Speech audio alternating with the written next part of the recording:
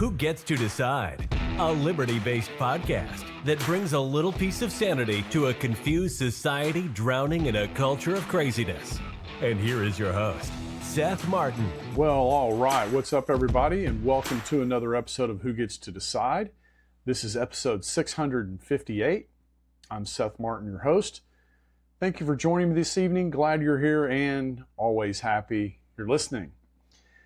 Well, I'm going to get into the weeds a little bit of economics and the theories and the understanding of economics, the contribution of economics that Ludvig von Mises made to the science, or the pseudoscience for some of you. You might be thinking it's that.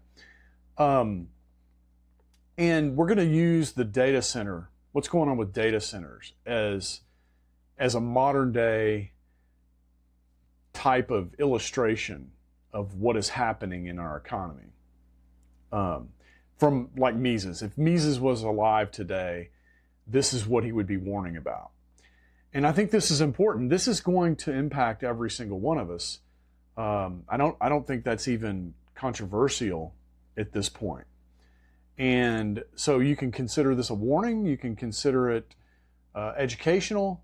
However you want to consider it is up to you. But I think it's important to talk about so, the free market doesn't get blamed when the economy goes into the ditch. That's what Obama did. I don't know if y'all remember this, but in 2008, when the financial housing crisis happened, Obama was on TV every day talking about how the Republicans drove the economy into the ditch. Well, I think it's more instructive to say that government drove the economy into the ditch. And we need to understand that this is not a Republican versus Democrat thing. This is a government versus free market. We talked maybe a couple of weeks ago about how there's two types of economies, right? There's the free market economy, which many of us have to submit ourselves to. We have to compete. The people we buy from have to compete for our business. And so prices are very important in the free market economy. Value, subjective value, how much value you see in products and services versus some other vendor's ability to provide those products and services. These are all very important concepts in the free market. But in the tax economy, these aren't important concepts at all. These are superfluous to who you know, whether or not you have a congressman or a senator in Washington, D.C. These are the things you need to be good at if you operate in the tax economy. And what we've seen over the years, and I think this is getting worse, is you have more and more and more of our economy being either directly implemented by the tax economy or it's severely controlled by the tax economy. And I think data centers are similar to that. And I'm going to explain why I think data centers fall into the tax economy and not the free market. But I've got a lot of things that I took screenshots of. I kind of organized my thoughts using some AI prompts and things like that. So I'm going to share those with you as we go. But as normal or as typical, I've got a video introduction that I want to play for you and start the conversation with that. Because there are people that are producing things online, producing content about what's going on. It's very good. There's good information there. And I want to use it to help try to convey my bigger picture. For me, it's never about the content we view. It's about the frame.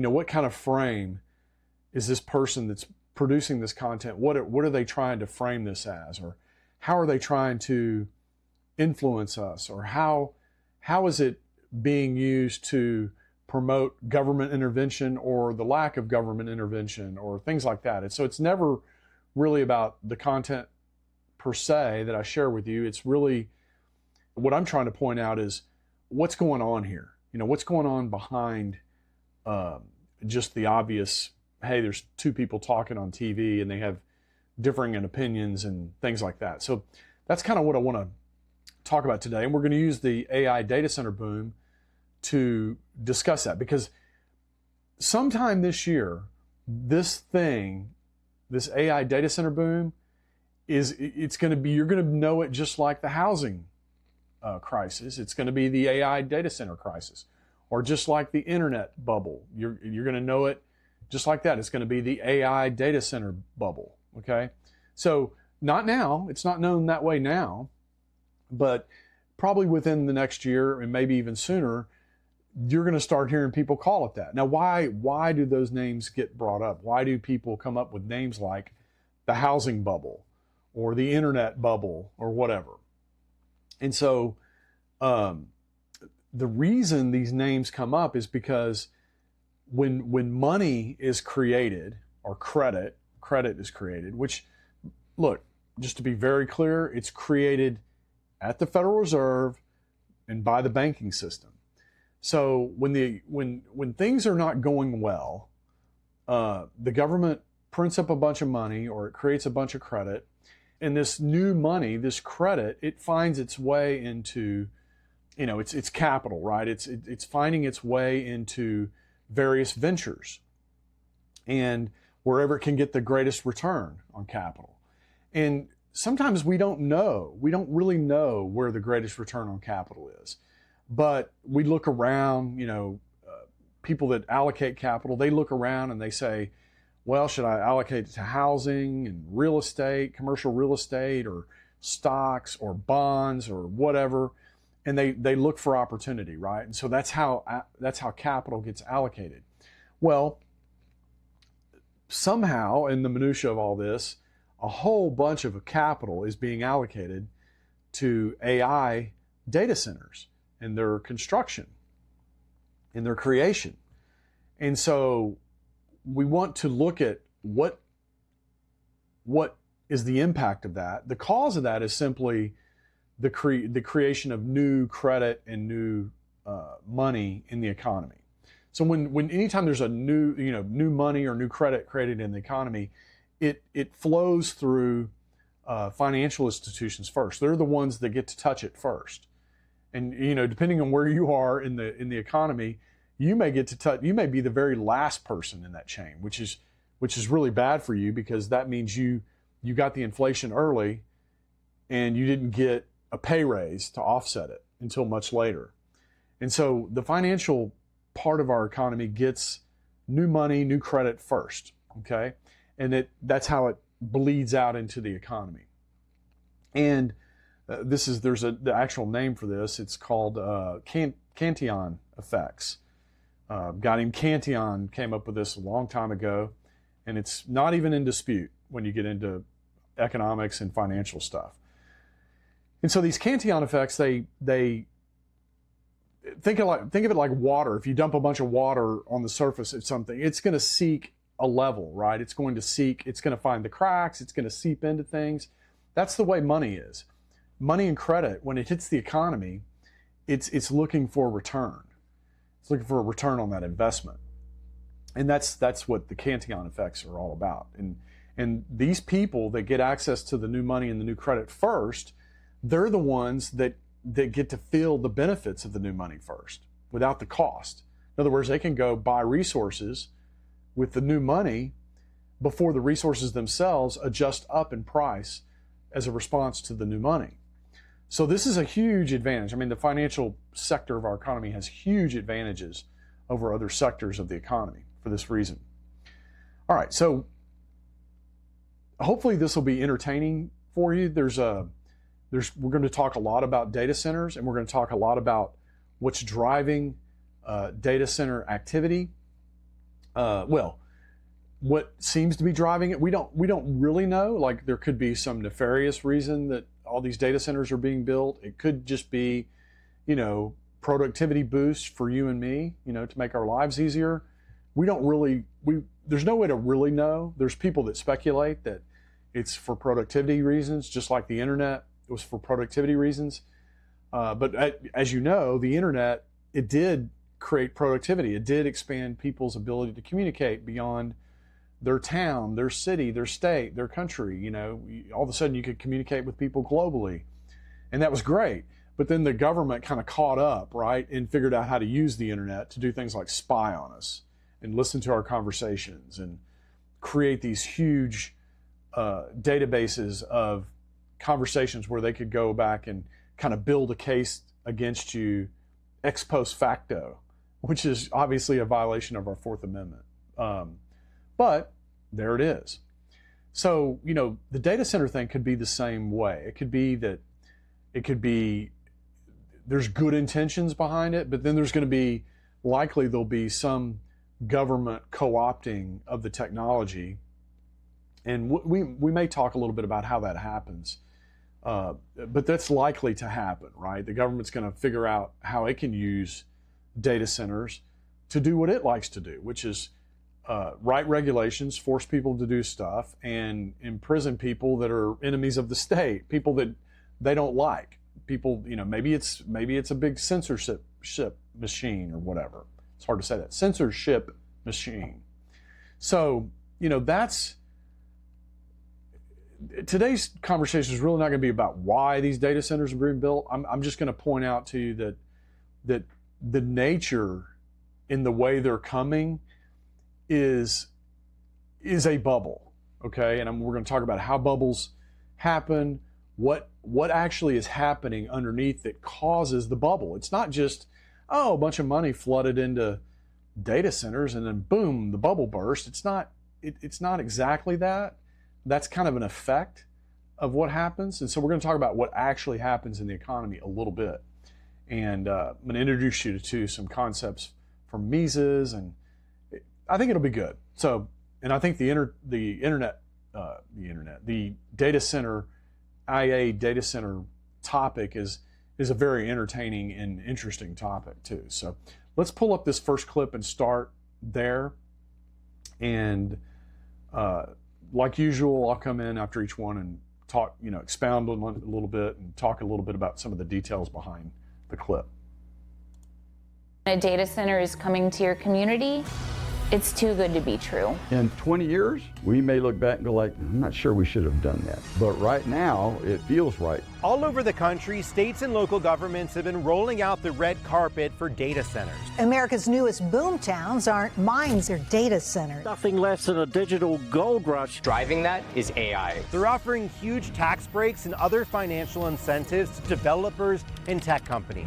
And what do communities get in exchange? Google's $40 billion announcement. Tech titans pouring billions of dollars. $27 billion. $600 billion. Skilled tradespeople are needed to build these high-tech centers. Dozens of jobs. Everyone's jobs will change. Hundreds of jobs. High-paying jobs. Over 100,000 American jobs almost immediately.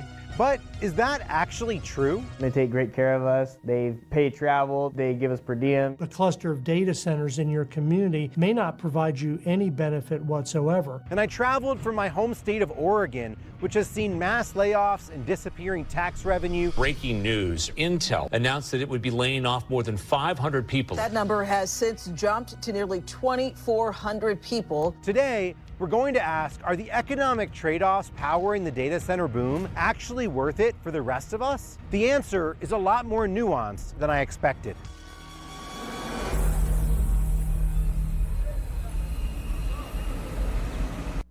Okay, so there's a very grab you by the shoulders and shake you kind of introduction to the data center business. And of course, if you were listening carefully, there's mention of government, subsidies, you know, taxes, new jobs, eliminating jobs. There's a lot there, right? And of course, all of that is going to be a part of the data center business for sure.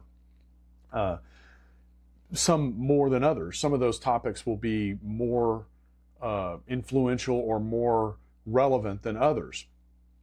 But they're talking about building thousands and thousands of these things. And you know, I just went and got some statistics, and we'll talk about some of those later, but like just off the top of my head, like a 1 gigawatt facility, which is a gigawatt is 1,000 megawatts, okay, or 1,000,000 watts. It's a lot of energy, actually. you can power about 750,000 households with 1 megawatt, a 1 megawatt facility.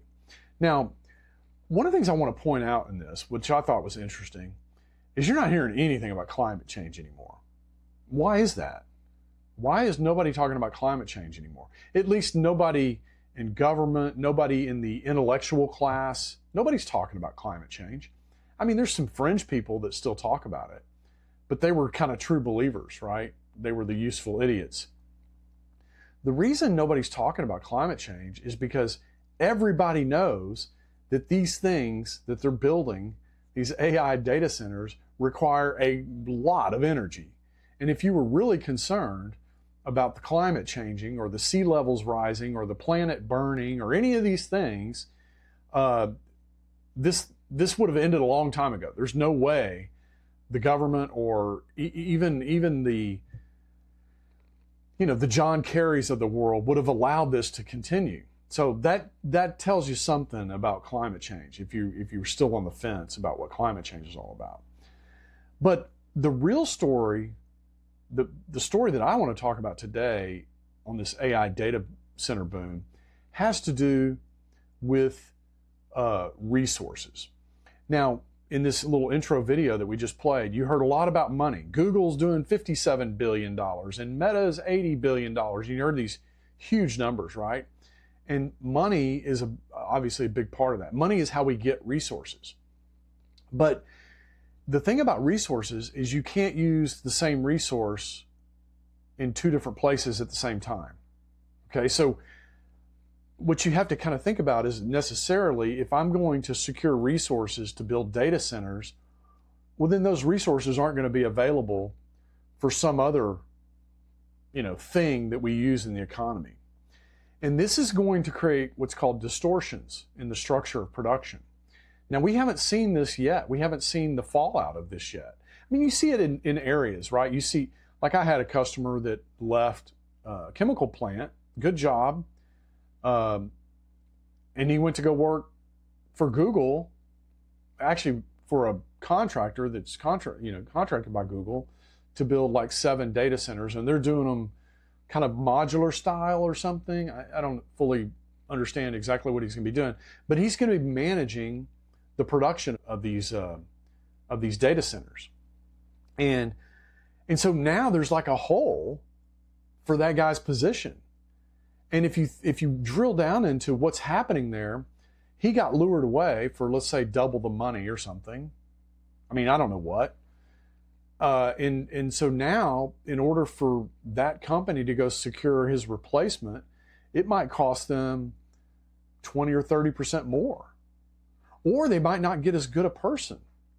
I mean, that's almost certainly true in my particular case with this customer.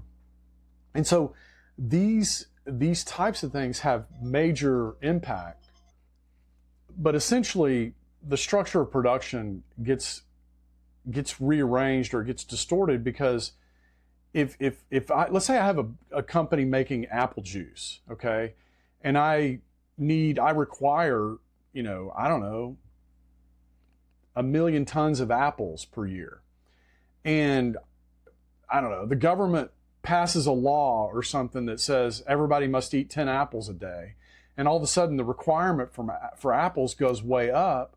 Well, all of a sudden my apple juice company, I can't make apple juice, right? Because it's going to take time to plant a whole bunch of new apple trees so that this increased amount of demand can be absorbed by the market. So this creates a distortion in the market. And of course, that's going to make apple juice go up, and there's going to be reactions to that. And we've talked about on the show that, like in my company, we've seen prices go up on the servers and PCs like 50%. I mean, that's a lot. A server that cost $10,000 last year now costs $15,000. That's a lot of extra money. And when you're buying 25 or 30 of them on a project, that adds up. Customers are looking at that going, why is this so expensive? So these types of things have huge impact on real resources. Money, it's not a big deal. You just print the money up like we did in 2020 and increase the credit so that people can go borrow easier and they go borrow a bunch of money and say, I want to build, 10,000 data centers. So the banks look at that and they go, well, I guess Google and Meta know what they're doing, so we'll loan them the money, or maybe they have enough cash to just do it. But at the end of the day, they have to go into the marketplace and secure resources that the production system is not prepared to supply, okay? And that creates problems. We could get to a situation where we have, just in this example, we could get to a situation where we have 1,000 data centers that are just in the middle of construction and can't be completed. Can you imagine? So they just can't go online. And so obviously if it can't go online, then you can't get to the revenue side of the business. And then, then what do you do? Anyway, so these are kind of some of the problems that can happen. All right, let's jump into this next clip. I moved to Oregon 9 months ago for the peace and quiet. It's a rural state, and agriculture has a $42 billion economic footprint here, supporting more than 500,000 jobs. But farmers I spoke to tell me they're under threat. I'm in Hillsboro, Oregon, and right behind me is an 1800s farmhouse. And 5 years ago, we were surrounded by hundreds of acres of farmland. Today, it's data centers everywhere you look. These are all data centers. They call this the data center alley of Hillsboro. There was a tulip farm here. There was a big grass seed operation, an ecosystem of farming that this land supports. Aaron Nichols is a farmer in Hillsboro, Oregon, 20 miles from where I live in Portland. He was the first stop in my investigation because before digging into the jobs at data centers, I wanted to know what happens to other industries when big tech moves in. How many people do you employ here on the farm? We employ about 10 people on our farm on about 15 acres. We could expand and grow more food for more people, but buying land is nearly impossible because people are hoping to hold on to it and sell it for a windfall profit. And it's not just his business. People that need an automotive shop or that are going to open an electrical firm or a small computer firm, they look at that land price and they're completely out of the market. Not only are they driving away other businesses, data centers are driving up costs too. Pacific Power and Portland General Electric customers saw a 50% increase in their electricity bills since 2020. Analysts say that data center growth is a major factor. And what's worse, data centers aren't contributing as much money to the community as you might think. That's because Oregon's laws give data centers some $330 million a year in tax breaks. There are a number of incentive systems to come to Oregon. The enterprise zone is a 5-year no property tax waiver for building industrial or building jobs. Out of that comes schools, parks, fire, police, municipal. We've lost that revenue for 5 years. Local residents are already seeing the impacts from this lost tax revenue. A report from Good Jobs First. Okay, I want to stop right there because they're starting to get into tax revenue and things like that. And to me, that's going to go down a different path because, in a perfect world, they wouldn't get tax abatements, right? They wouldn't get tax breaks to build these data centers. They would just have to do like you do. If you want to go start a business and you want to build a building on a piece of property and start your business, you go to the local government and you say, hey, I'm going to start a new business over here. How about 10 years worth of deferral on my property tax? They're going to go, yeah, whatever. And they're going to shoo you away. Okay. But if you're Google and you come in and say, we're going to have 1,500 jobs here and blah, blah, blah. And, why don't you give us, a tax break and all this? These governments are falling all over themselves in doing it. Now, the problem is, one, it's not right. Okay. It's not right for you to have to pay all the taxes and Google to go do whatever the hell they want and they don't have to pay their taxes. I would prefer a system where nobody has to pay any taxes and let Google come in and do what it wants to do if it's got the money to do it and it doesn't pay taxes, but neither do I. But that's not the world we live in. We live in a world where everybody has to pay taxes. And so I don't like the idea of these companies, basically what's going to happen is they're going to increase taxes on you and me so they can decrease taxes on Google. That's just what happens. It's just math. And, you know, I don't know. I got into years ago, I got into a discussion with this guy who was like a city council member over in Louisiana, and they brought in like a Bass Pro Shops or something. And I'm making this case to him, and he's like, well, we're going to create 40 new jobs, or, you know, he had some spiel. And I said, ultimately, I said, dude, you're part of the problem. You know, that you're just part of the problem. You think it's okay to privilege somebody at the expense of somebody else, and that's part of the problem. That's people not understanding property rights and, you know, the basic fundamental tenets of a free economy. That's somebody using government force and government privilege to, you know, set somebody up. And what you'll see on these things is these guys, they're getting right of ways, and they're getting access to hundreds of acres, thousands of acres in some cases, and, you know, they're selling to willing buyers, but they're gobbling all this up. But, you know, theoretically, what they're doing is they're taking the money they're saving on taxes and they're buying these other resources with it. Well, that causes a distortion, and so in a free market, it can't have these distortions, or you're going to get this boom and bust cycle, because there's going to be some other parts of the business, of the economy, that suffer as a result of all this money flowing into this data center stuff. And a lot of it is due to privileges, government privileged businesses getting things that you know, you and I would get. And this leads to a huge boom and bust cycle, namely because the resources that it takes from the economy it was the day before this all started, you know, creates a huge dislocation in the market. Now, some businesses are benefiting from this, right? They're like, I got friends in the automation business. They're getting contracts, you know, from Google and Meta to build these data centers, the automation piece. And they can't find enough people, you know, kind of thing. And so their business is really booming. But you got other companies that are suffering as a result of this. And they're suffering because really the government has decided to bestow a privilege on companies like Google and Meta at our expense. And that's really what this is all about. And this is, if you look at that amendment that I wrote, this is one of the things I'm trying to structurally eliminate from the U.S. economy. Now, that doesn't mean governments shouldn't be friendly to business. They should. But what they should do is lower everybody's taxes, and that's friendly to business.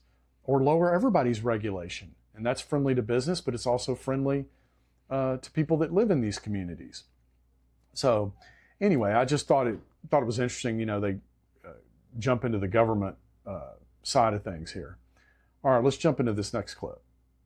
Thousands of temporary workers like Ty and Damien are good news for the real estate industry in Abilene.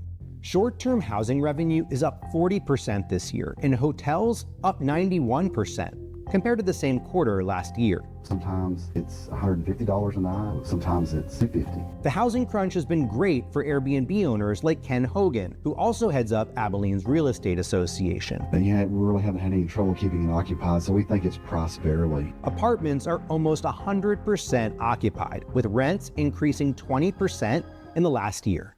They pay, and they expect to pay, a premium for the properties. As soon as we put them out, we have multiple inquiries and applications on them. So it's been good for us. Just the fact of having that many workers out there, you know, 6,000 to 7,000 people, you know, they're going to buy clothing here, fuel, food. They're going to eat in our restaurants, stay in our properties and hotels. But there's another side. I've had days where I've literally cried about it when I can't get a place. Thousands of residents like Honesty, who works as a home health aide in Abilene, can't find a place to live. She is one of 1,000 people in Abilene who have received a housing voucher from the city's housing authority, but can't find a landlord willing to take it, with data center workers driving up the rent. I get it, they're here to build on Abilene, but as far as like personal care aid people, we're also needed because we're the people that make sure that your next door neighbor, like, you know, they get their mail or their trash gets taken out,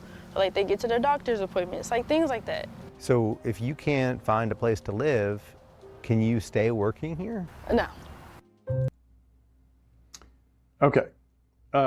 Yeah, that's a great example. Can benefit one group at the expense of another group. And it would be fine, okay, if, like this young lady, okay, it would be fine if she was struggling, but there wasn't somebody on the other side of the equation getting something free from the government.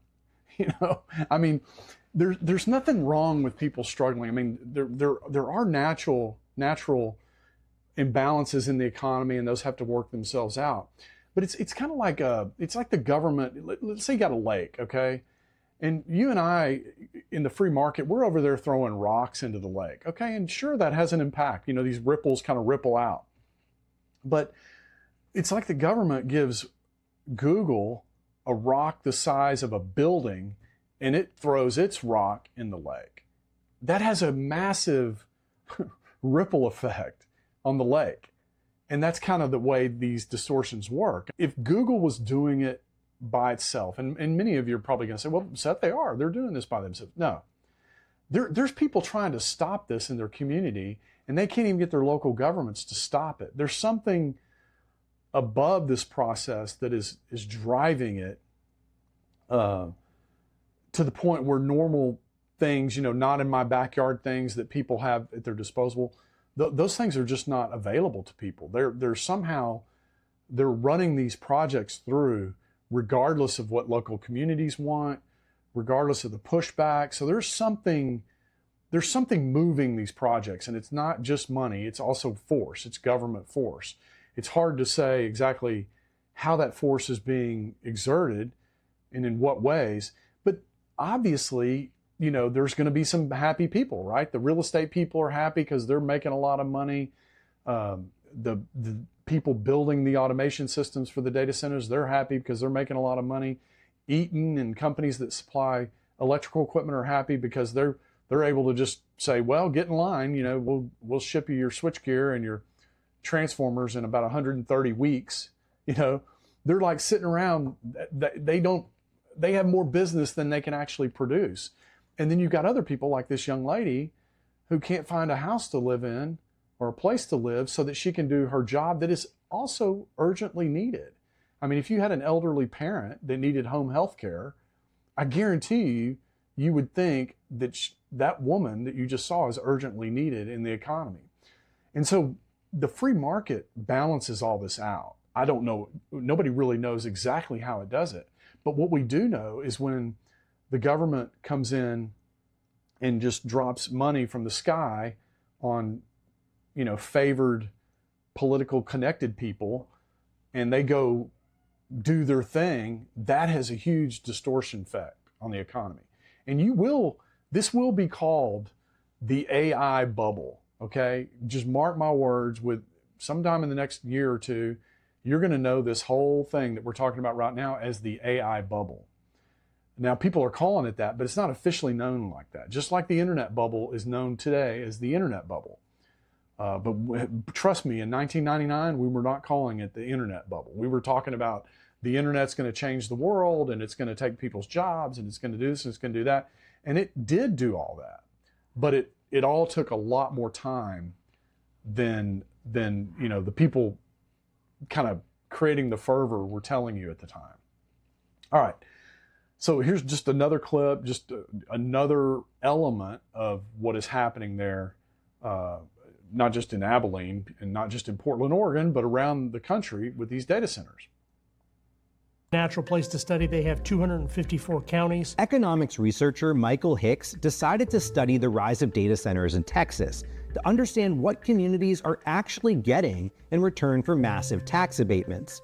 He published his report on Substack. So what did he find? They're not creating jobs, they're not adding income, they're not providing tax revenue to Texans to build schools, to maintain their road network, or to improve their electric infrastructure, which is a problem in the state.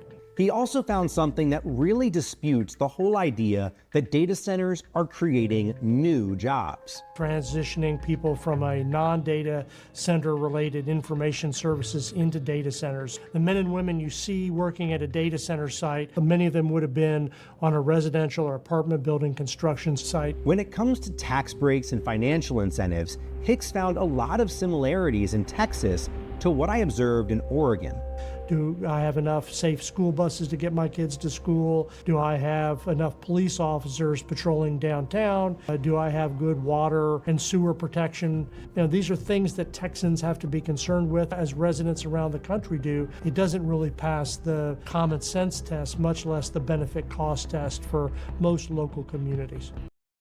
Okay, so when you listen to that guy talk, that economics guy, when you dig into these numbers, it's not a net gain, or maybe it is a net gain. Let's just say it's a net gain, but it's a loss for a lot of people that are not associated with data centers. Okay, like the young girl you just saw who was a home healthcare worker.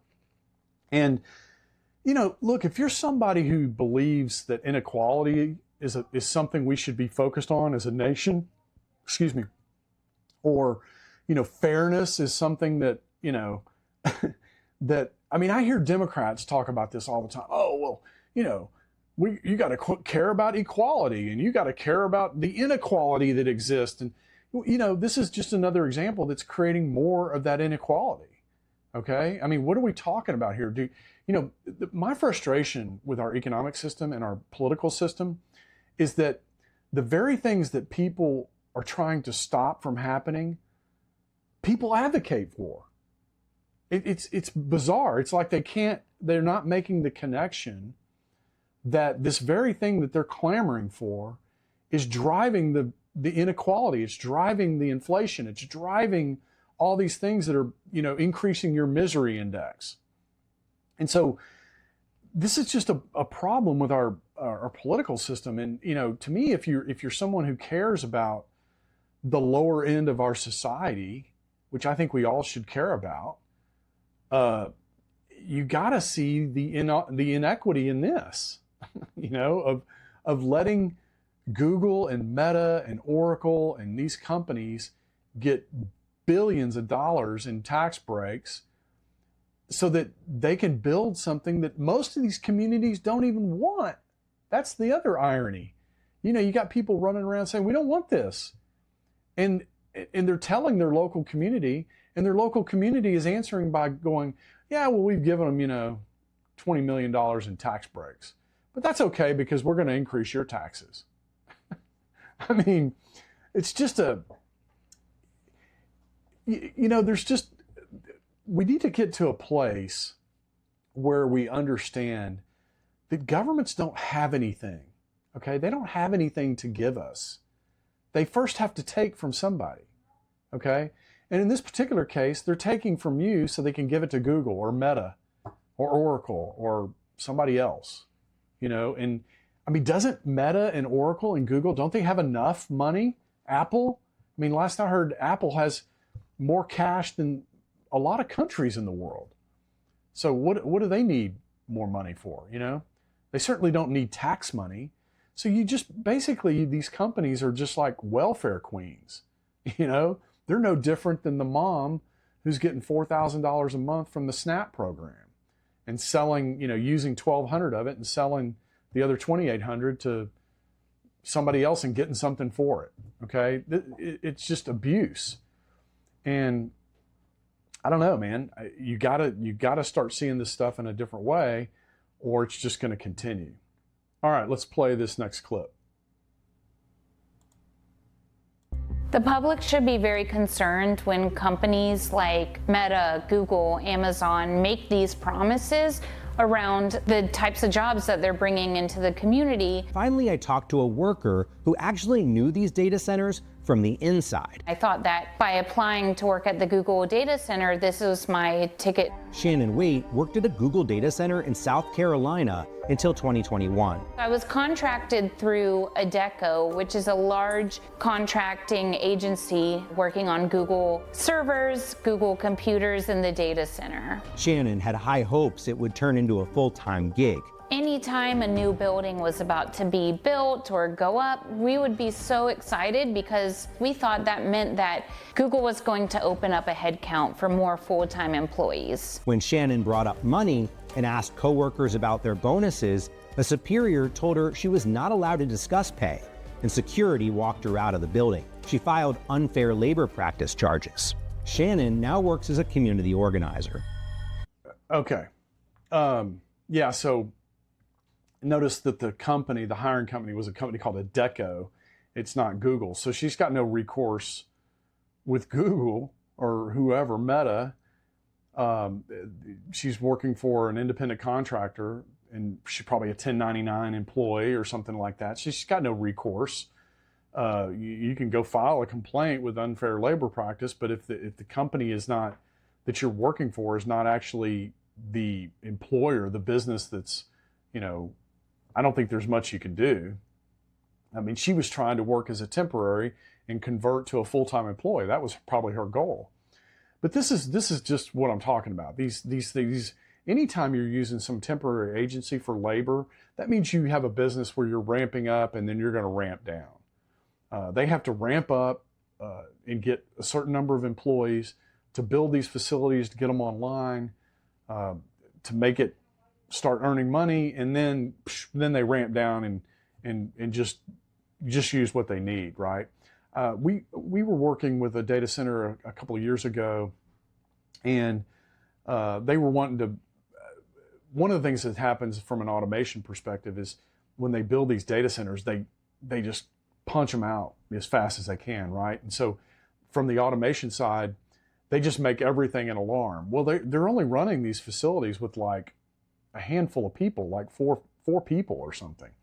Well, if you're running a data center and you only have 4 people and you're working 24 hours a day and you're getting 1,000 alarms per hour, you got to understand what these people are doing is they're using closed loop cooling systems, HVAC systems, they're monitoring power systems, they're monitoring electrical systems, different kinds of measurements, things like that.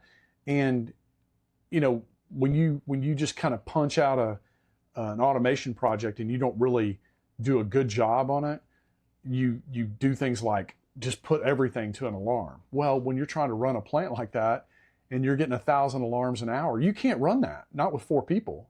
You can't run that with 40 people. So you need to be able to have some alarms are more important than others. Some alarms are related to others, so you don't need to see 20 alarms when just one alarm will tell you what's going on with all 20 things.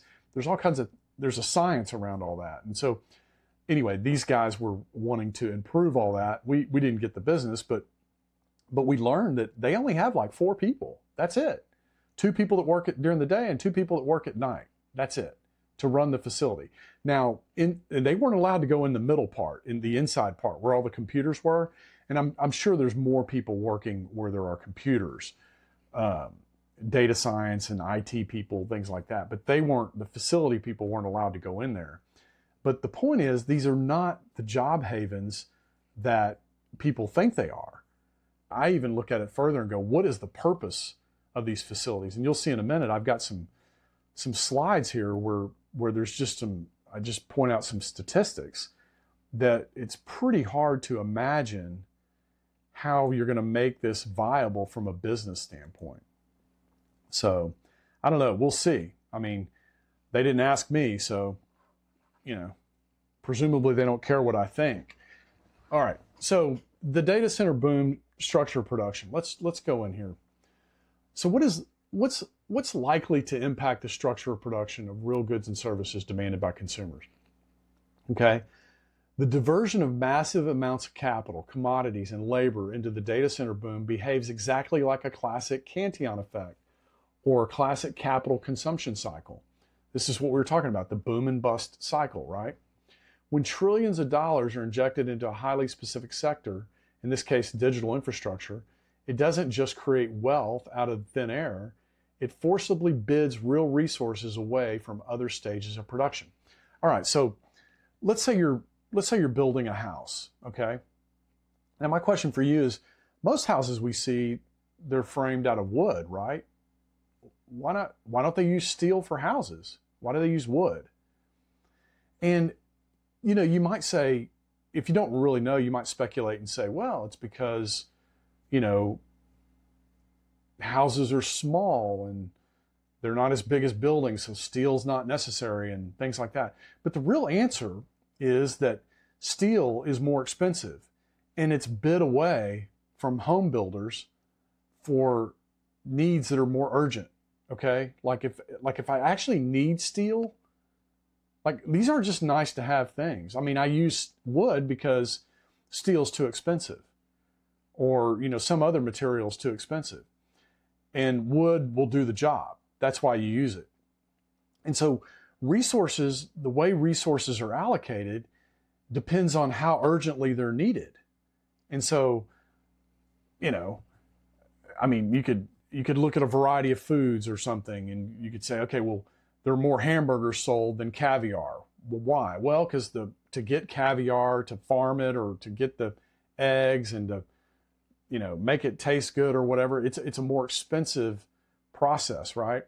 So, you know, only rich people eat caviar and the masses eat hamburgers. You know, you could look at things like that. But, you know, should I use titanium or stainless steel? Well, titanium is more expensive than stainless steel, but it's also lighter. So it depends on what I'm using it for. And if my needs are such that I really can't use stainless steel, I have to use titanium, then what I do is I bid titanium away from people that could just use stainless steel or even steel. This is how the economy works. And this is happening all over the place. And so when, like I described it as a big boulder being thrown into the lake, it's a government private partnership that creates this big boulder, throws it into the lake. Everybody else is just throwing little pebbles, and all of a sudden this big boulder splashes into the lake. It's going to have a huge ripple effect, okay, as opposed to our little rocks that we're throwing in there. So these cantillon effects are very significant. And the problem is, you know, these things don't show up until later, okay? So right now everybody's all excited. Okay, everybody's going, yeah, data center boom, we're all going to get rich. Our jobs are going to be easier. We're going to be able to get robots and do all our work for us and all this stuff. And everybody's excited about it, right? But what's going to happen eventually is the chickens are going to come home to roost, okay? There's going to be like a heart attack in the economy. Like there's going to be this spasm that's just uncontrollable, and it's going to have all kinds of effects on the economy because this one project has imposed itself on the entire structure of production. And I'm going to get into some numbers here in a minute and show you what I'm talking about. All right, because of the global pool of real savings, copper, transformers, skilled electricians, land, because these things are finite, this infrastructure rush acts like a massive crowding out. Okay? Exactly. Everybody can understand that. The crowding out of things. Like you look at the price of basketball tickets for this San Antonio Spurs versus New York Knicks competition. Like the cheapest ticket is like $3,800. I mean, obviously you're going to crowd out people that are on the lower income end that want to go see basketball. They're going to look at that and go, well, shit, I can't go see this competition. I can't afford $3,800. And so, you know, it ends up being kind of just something that the rich people can go to. And it's kind of the same thing. You get a crowding out of land, of electricians. You know, all of a sudden I got my little electrical supply business where I got 5 electricians. I can't hire anybody. I'm trying to run an electrician's business, and all my guys have left and they've gone to the data center world, okay, for more money. Transformers, we talked about that earlier. Eaton, you know, has 130-week delivery. You know, if I come up and I need a transformer for my project, they're going to say, sorry, get in line. You know, these guys are paying double.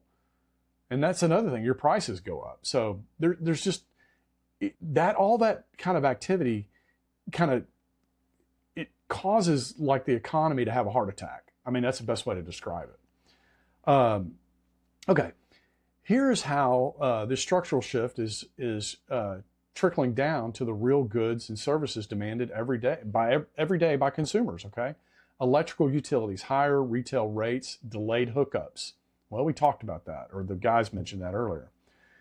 Because data centers are building aggressively for baseload electricity and grid infrastructure, the consumer bears the brunt of the structural strain in two ways: rising electricity bills and delayed housing and commercial starts. So if I can't get the electrical infrastructure to build my neighborhood, the neighborhood's not going to get built, okay? And we need housing, right? I mean, we hear that on the news every day, how there's a housing shortage and people at the lower income levels can't afford rent, they can't afford houses. Well, probably one of the reasons is this data center boom. They're gobbling up real estate and driving land prices and all kinds of prices up. Housing and commercial real estate. We kind of beat this one to death already, but the structure of production for housing is being heavily squeezed by the infrastructure boom. See, it's not an infrastructure boom. It's an infrastructure demand boom, okay? So the demand of these things that data centers need in order to go online, they're taking more than their fair share, okay? That's a good way to think about it. Material and labor crowding out. We kind of talked about this.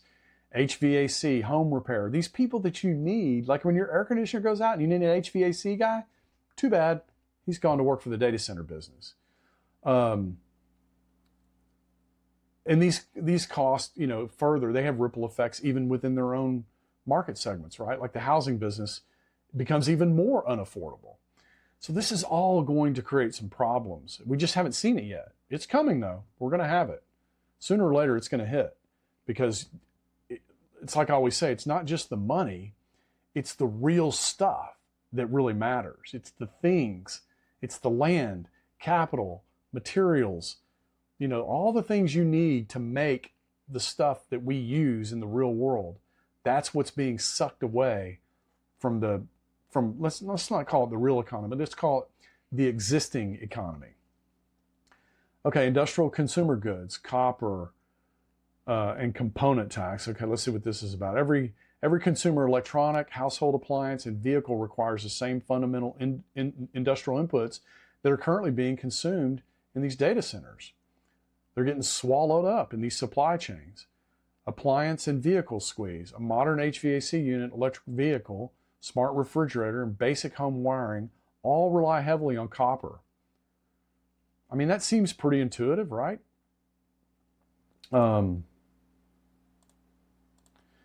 right, next one, municipal services, public infrastructure.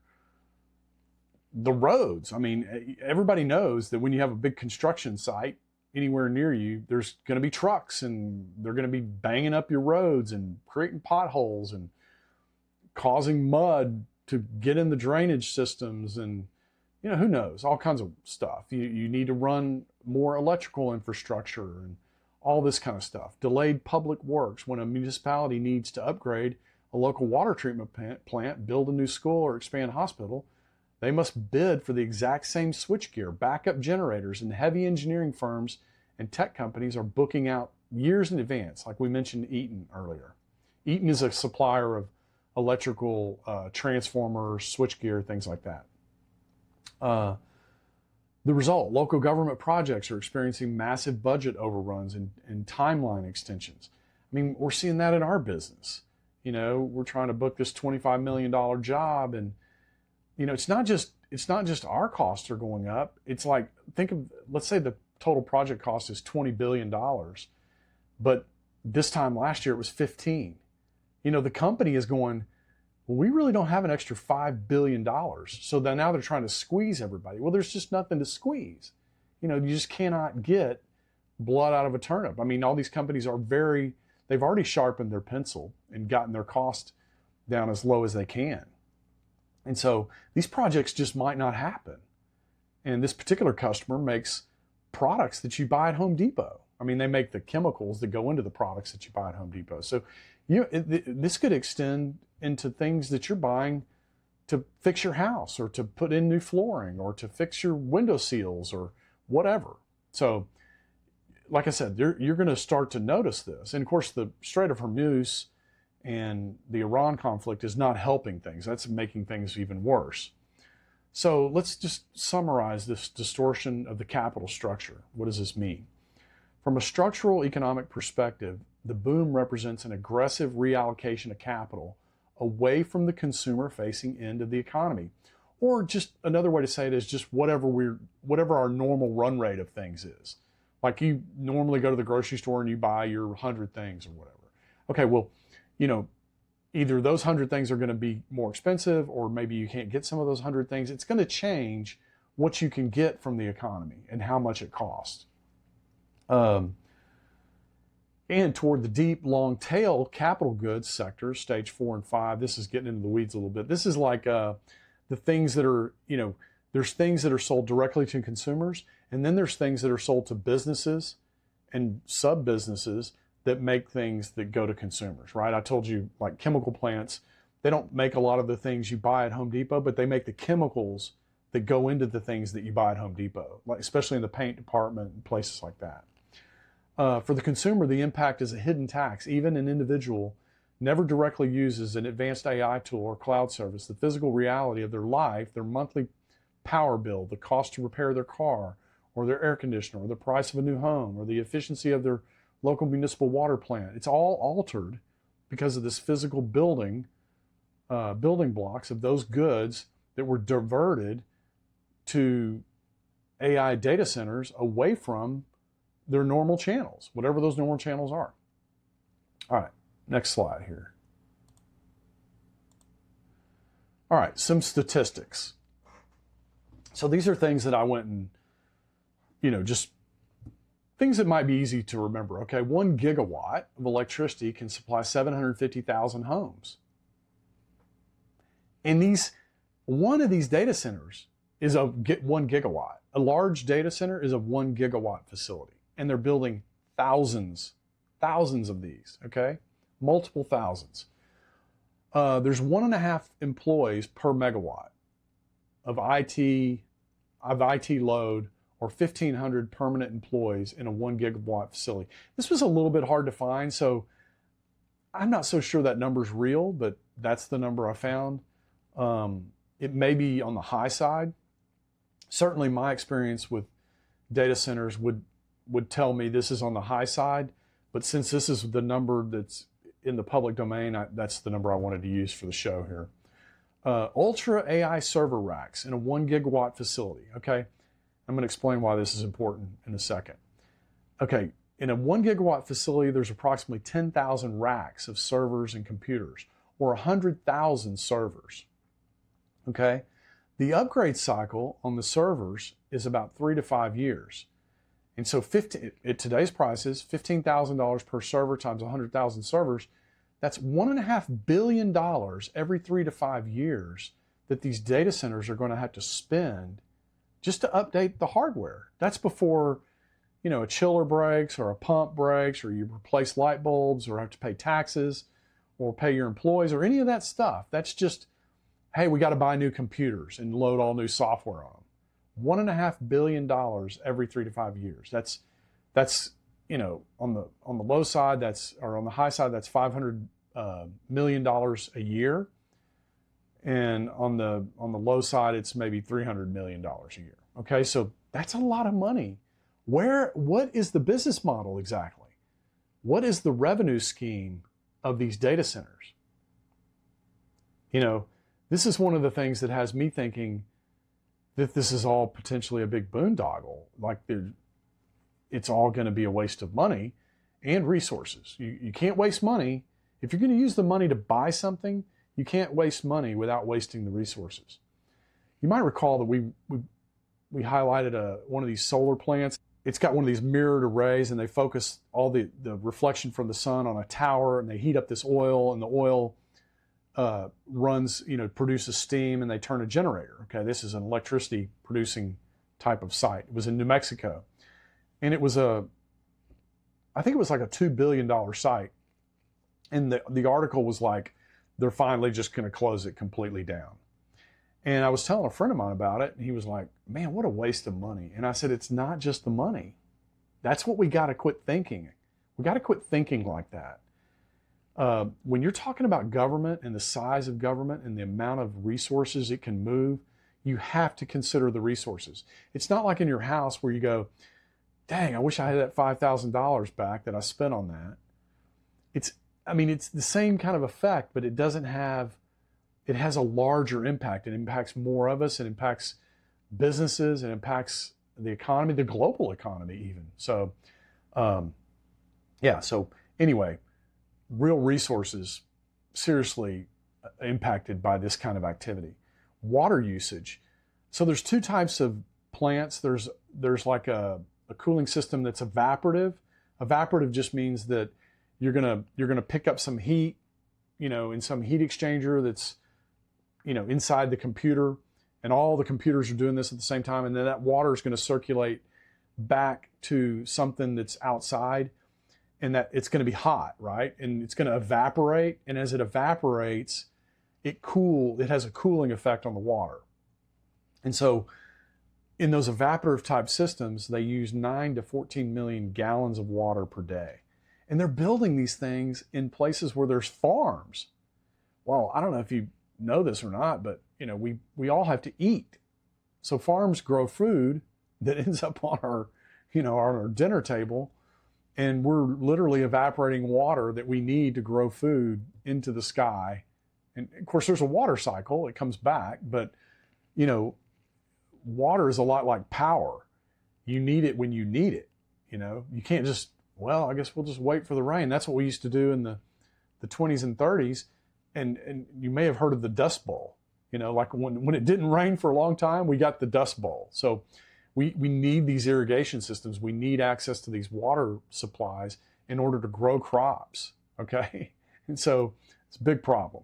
Now in a closed loop water system, that would be like where you have the water just circulates between the computers and back to some piece of equipment. It's called a chiller that will cool the water down and then send it back to the computers. So it's a closed loop system. Those use about 1 to 3 million gallons of water per day. So, that's better, but that's more expensive. So you know how that goes. Sometimes if water's cheap, maybe we don't spend all that money on a closed loop system. Electrical, transformers, prices increase of roughly 77% in lead times. We've mentioned this several times today. Extended to 130 weeks. That's after you order it. You got to wait 130 weeks. That's what is that? That's almost 3 years, just to take delivery of something you bought. So it's very difficult to plan. When you have deliveries out that far, it's very hard to plan resources and, projects and things like that. That's why that's such a bad metric.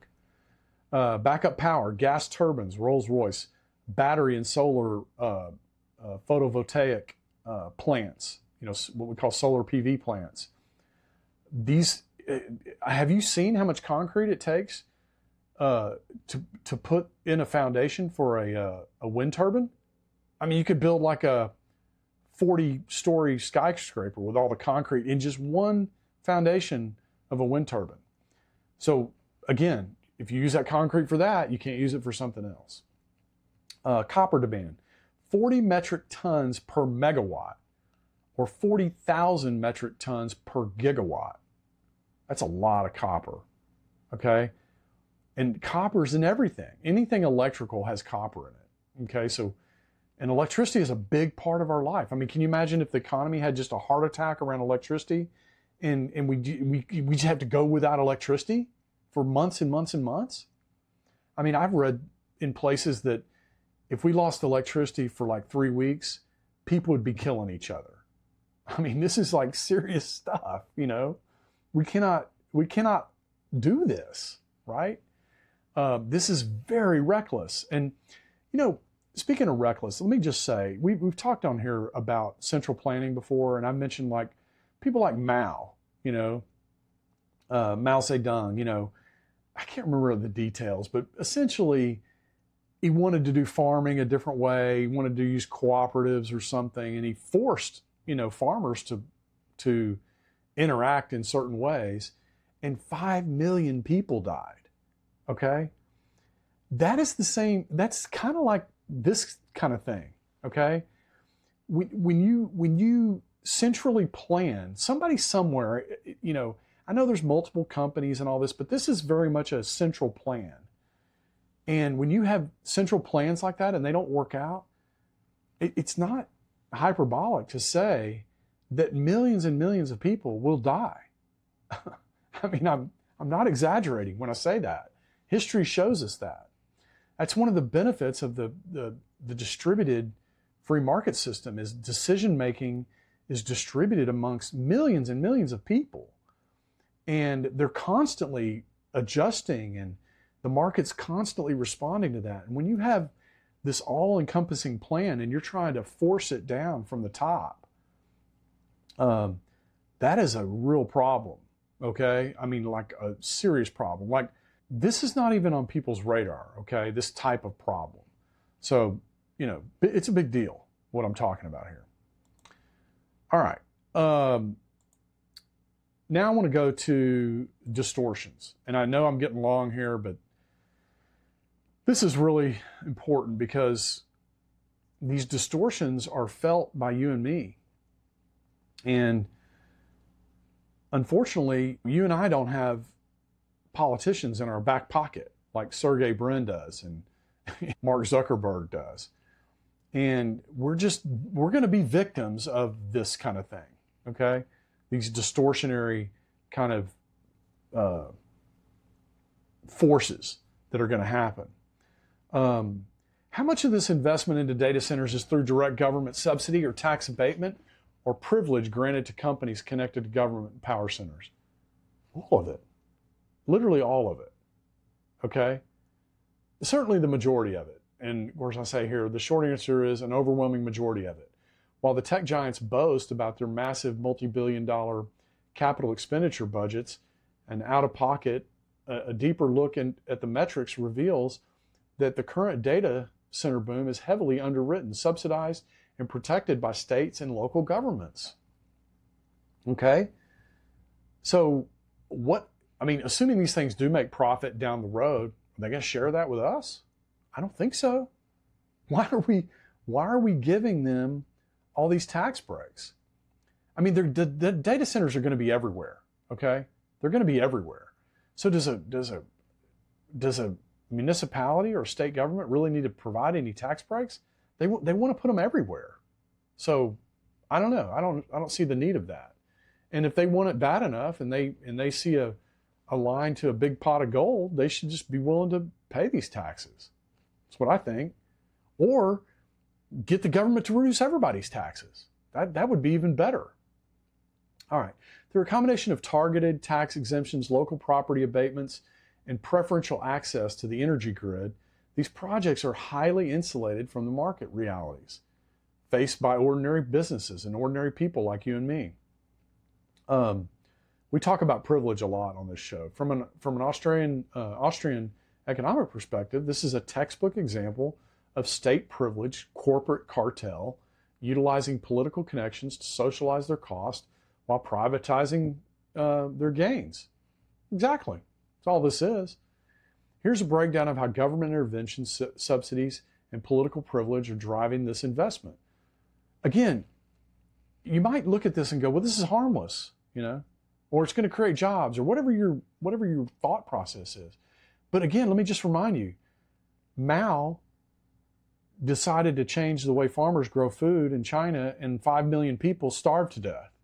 Okay, so this is, to act like there's no cost, or there's at least no potential cost on the other side of this, is just reckless.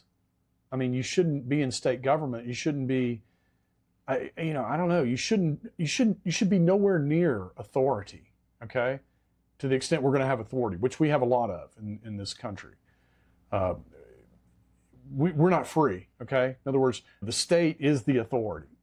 And essentially, metaphorically, but it's not far off, they point a gun at you and say, this is what you're going to do or else.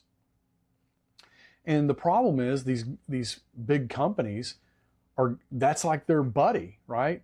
Hey, they've got their arm around the government buddy, and the government buddy is pointing the gun at everybody, and they're getting to benefit from it, okay? Whereas in a free market, they would have to get cooperation. They would have to come to me and say, do you want to sell your land? I would say no, and they'd, okay. And they'd go find some other place to build, okay? So, but none of that cooperation is required because they got their arm around their government buddy. And the government buddy has a gun. Or he's got the power of law, which is the same thing. It's coercion. Do this or else, okay? All right, the proliferation of state-level tax exemptions. The baseline reality of the data center industry is that tech companies almost never pay standard sales or use tax on their equipment. Over 30 states have legislation explicitly designed to lure data center operators by exempting them from paying sales taxes on servers, cooling infrastructure, and software.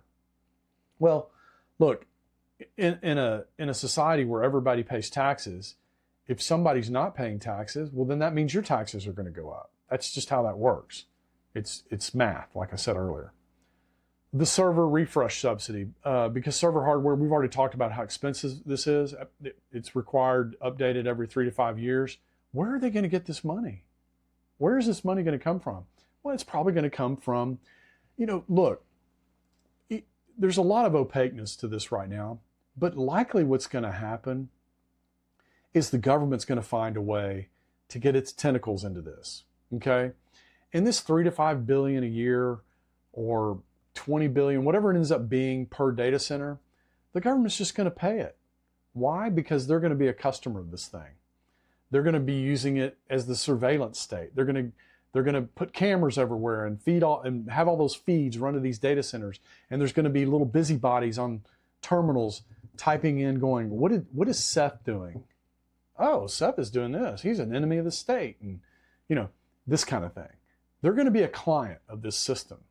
In fact, what's likely probably to happen is, out of all the data center companies, the vast majority of them they're going to go bankrupt. Okay, not everybody's going to be in the data center business, which is perfect for the government. That's exactly what they want. They want 3 data center companies, probably. And the reason they want 3 and not 23 or 33 is because it's easier to control. I can control 3 companies very easy. And I can hold a gun to their head and say, look, I know you did us a solid in building this thing, but now I'm pointing a gun at you, and you're going to give me access to this data. And for that, and I know you've got customers, but screw your customers. And for that, we're going to pay you $2 billion a year. And you know what? They're going to take it. They're going to take the $2 billion a year, and they're going to turn the data. They're not even going to turn data over. They're just going to give them a pipeline to it. They're going to set up a T1 line or whatever it is, and just give them a pipeline right into it. That's how the communications companies did it. AT&T, Verizon. It's exactly what they did. They said, "Oh, you want the data? Okay, well here you can just connect into it. Here it is." And they get money for that. So, look, it's not free market. Okay, AT&T is a private company, but they are in partnership with the government, just like these data centers are going to be in partnership with the government. All right. Competition to the bottom. States compete aggressively by extending these tax holidays for decades, up to 30 to 40 years. I mean, how long have you been paying property taxes on your house? Let's see. Local property tax abatements, chapters 312 and 380 agreements. I mean, this is, I think, self-explanatory, and we kind of already talked about it. The net effect, local residents end up funding the wear and tear on the municipal roads, emergency services, water infrastructure required by the massive campuses, while tech corporations' property tax burden is slashed by 50 to 100%. I mean, again, let's say you're someone who believes in equality. Where's the equality in that? You just can't square these circles in a country of 350 million people. All right, the next one here, political privilege. I mean, we beat this to death.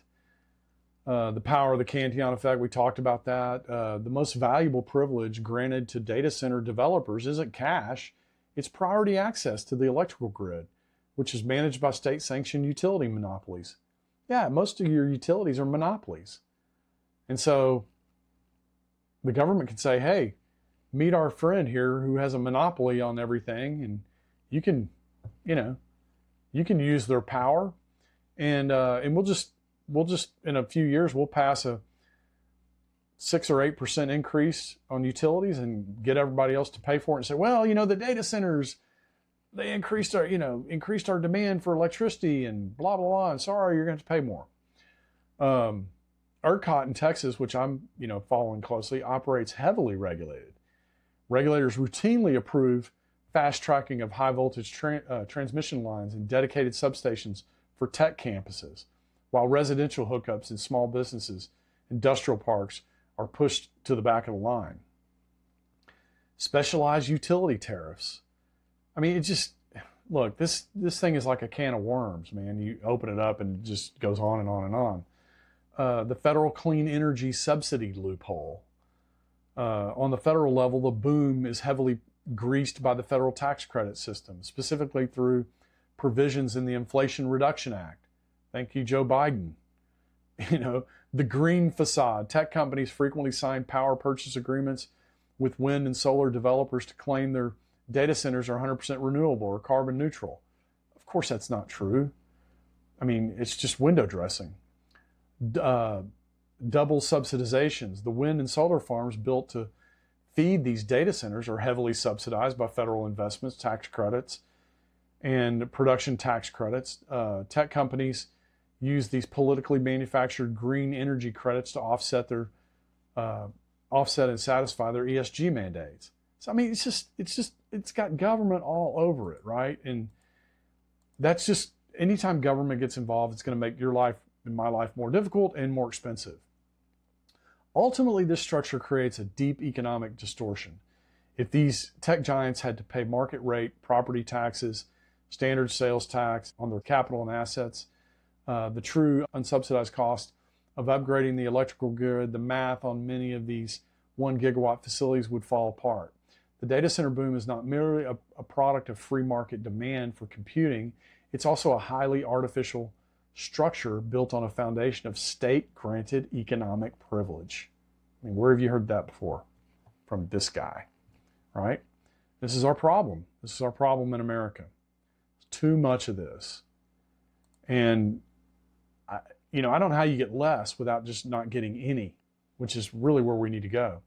All right, the structure of production summary, I wanted to go through this real quick because this is one of the reasons I love Ludvig von Mises. The guy was just brilliant. Of course, he stood on the shoulders of giants, but man, I would encourage all of you to go read something simple from Mises. The core of Mises' theory is that the boom is built on a miscalculation of real sustainable wealth and consumer demand. And it results in what's called malinvestment. That's something he came up with. Investment in projects that turn out to be unprofitable once it sets in, once reality sets in. So what happens when something becomes unprofitable? It goes bankrupt, right? But those resources are now tied up in these data centers. It's not like we're going to go send an army of people and dismantle them and recover the copper and recover the concrete and recover the steel and recover the computers. And I mean, none of that's going to happen. They're just gone, okay? Can't use them. They've already been allocated. So investment in these projects turns out to be unprofitable once reality sets in. Right now, the AI boom is operating on the assumption that the future demand and monetization of these models will be large enough to justify the hundreds of billions of dollars in infrastructure. Yeah, everybody's happy right now. Again, all this money and credit coming in that comes from the government when they lower interest rates and run deficits and things like that, things that government does, this is all new money that comes in through the financial system. And they literally look at it and they go, oh, what are we going to do with all this money? And you got these, really the only thing that's worked well in the last 20 years are tech ventures like Apple and Google and Uber and, tech businesses in general, okay? Nothing in the real economy has really worked. You might ask yourself, why is that? Well, the tech industry is very unregulated, but here they are, this unregulated wildcat type of business model. And what are they doing? They're partnering up with government to, kind of produce this unsustainable boom. And so if it turns out that consumers and intermediate businesses do not want or cannot afford AI services at a price point that covers these massive capital expenditures, the master builder, that's what Mises called it, will hit the crunch. And the economy will realize it traded tangible, this is key, tangible, necessary goods like a resilient power grid, affordable real estate, and upgraded manufacturing plants for half-finished, underutilized data centers, okay? But to me, it's even worse than that because whatever those resources could have been used for didn't get used, or didn't get done, okay? So there's two parts. One, the AI data boom doesn't get built out like it's supposed to. And two, whatever resources we use to get it to wherever it is weren't being able to be used in other parts of the economy that are desperately needed. That's one of the things about this AI data boom that's kind of different is we can see, 40,000 metric tons of copper for every gigawatt build out. That's an enormous amount of copper. Well, you need copper for a whole bunch of other stuff, okay? And that stuff's just not getting built, okay? All right, summary. From an Austrian perspective, and Austrian, just for you new listeners, Austrian is a school of thought. We're not talking about people in Austria, although Mises was an Austrian. But, you may not know this, but like during the Prussian Empire, Austria and Prussia, these were centers of the universe. This is where all the great ideas and innovations were coming from. And of course, you see this at the tail end of World War II, all these scientists coming out of Germany and stuff. But, Austria was the center of innovation and culture and thought in general, Western thought. And so the Austrian school is a school of thought, okay? And almost everything since the unification of some of Germany after the Prussian Empire, almost everything after that has just been a bunch of BS. It's been a bunch of government involvement and stuff that's just mucked up people's lives. Now, we've been able to, improve our standard of living in spite of all that. I mean, if we didn't have government, we would be, 10 times more richer than we are today. But we've been able to kind of continue to get rich in spite of the fact that government is a heavy load on our shoulders, But the point is, all this school of thought, the Austrian school of thought, came out of Austria, the country, and those people were Austrians. But when we say the Austrian perspective, we're not talking about the perspective of the people in Austria today. That's not what we're talking about. We're talking about the school of thought. All right. From the Austrian perspective, the AI boom isn't just a localized tech bubble. It's a massive reallocation of the world's physical bricks, okay? Copper, steel, water, land, labor, capital, okay? All these things are major things when you're talking about resources in the economy. By locking up energy, raw materials, and elite labor into a single capital-intensive bet, the market may be starving the foundational lines of production that consumers rely on every day. Yeah, we could just wake up one day in your grocery store, it has half the stuff in it used to have. I mean, that would be bad, right? Or you go to the hardware store and you can't get this thing you used to buy anymore. I was reading the other day that I use synthetic oil in our vehicles, and I went and bought like 3 deals of 5-quart synthetic oil because I'm reading that, because of the Strait of Hormuz, there's not going to be any synthetic oil. So I went ahead and bought some because I need to change the oil in my cars. But other people are just going to have to buy regular motor oil, which I don't like to use.